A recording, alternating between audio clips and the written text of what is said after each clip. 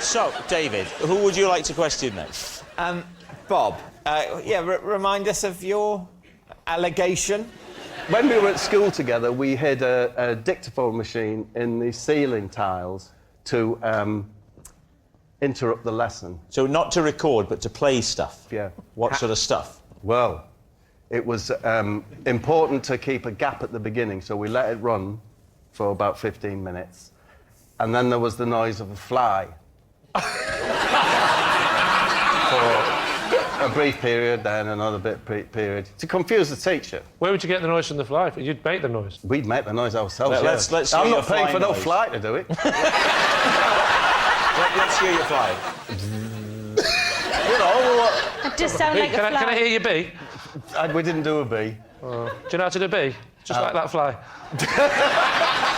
Oh, no, it's more wholesome if it's a bee, isn't it? Show me the difference, David. Well, I don't know, I'm not... Do it. I'd say, OK, a bee would be a sort of a foot... No,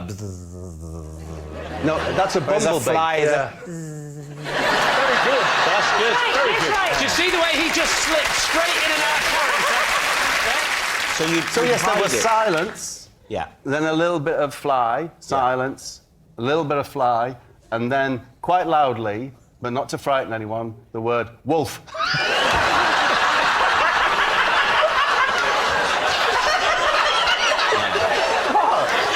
Then more silence.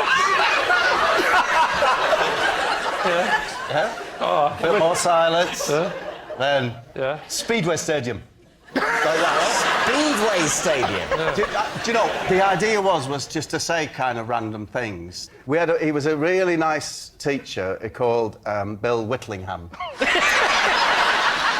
How did Bill Whitlingham react to these random sounds? Well, Mr. Whitlingham left the room and said, "Can you sort this out by the time I've gone back?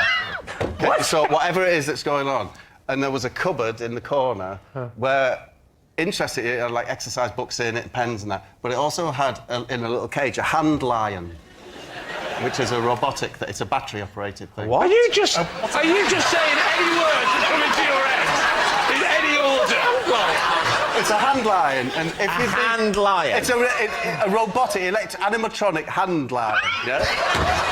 And if you'd been particularly good, he would put it on your hand and set it to lick it. Lick it.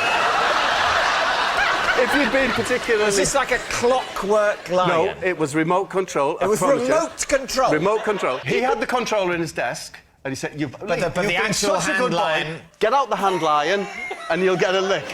And if you'd been bad, you put him on your hand and he'd strike. He'd strike at your hand. So the hand lion had two settings. It could lick or it could strike. Yes, good boy, bad boy. Right, very Good boy, sensible. bad boy. Now, the only problem with it, of course, was... What, this story? It would...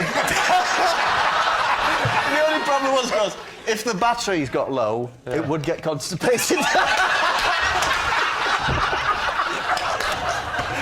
No, anyway, but in this cupboard, so we got up on the cupboard. You climb onto the cupboard that Yes. the hand lion is housed in. Probably asleep. Right, you reach up onto the ceiling tile, Take out the dictaphone. switch it off. Yep. Mr. Whitlingham Yes. comes back in. Yes. What happens? He's nervously awaiting another, edict from above. Yeah. Doesn't come, we carry on with the lesson. British government and politics it was. There was a lesson called British Government and Politics? Yeah. Whole year on that? 2 years, it was A-level. For the sixth formers, Yes. a hand lion... a hand lion that can either lick or strike was what was used to express praise or the opposite to these 17 or 18-year-old students. And it was very effective.